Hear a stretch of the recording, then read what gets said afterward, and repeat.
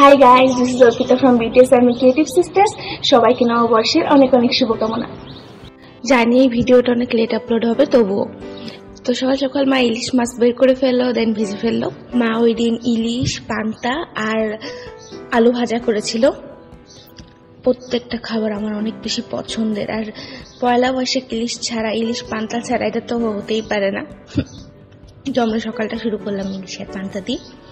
দেন পাপা টিসিটি থেকে মিষ্টি নিয়ে আসলো, মা বাসায় নিমকি বানিয়েছিল, এগুলোকে নিমকি বলে বড় বড়। তারপরে মা রান্না বান্না শুরু করে দিল।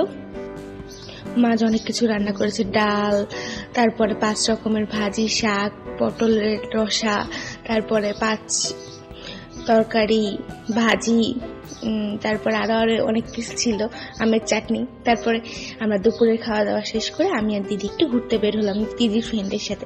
আসলে দিদির ফ্রেন্ডের সাথে আমিও অনেক ক্লোজ, তো আমিও আসলাম। আমরা একটু ডুয়েটে আসছিলাম। এখন সব জায়গায় অনেক বেশি ভিড় ছিল, তো আমরা ভাবলাম যে আমরা ডুয়েটে একটু ঘোরাঘুরি করি।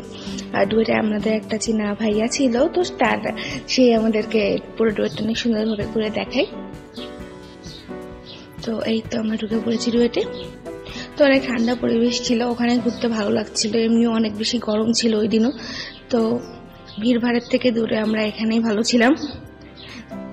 তো আমি আর দিদি ফটোশুট করছিলাম, তারপরে দিদির ফ্রেন্ডরাও ফটোশুট করছিল, আমরা অনেক ছবি টবি তুলছিলাম, গল্প টল্প করছিলাম, আমরা ভালোভাবে টাইমটা কাটাচ্ছিলাম।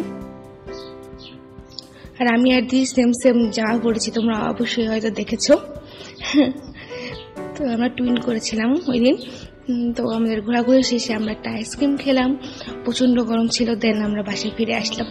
I hope you like the video. Thank you for watching. Love you all.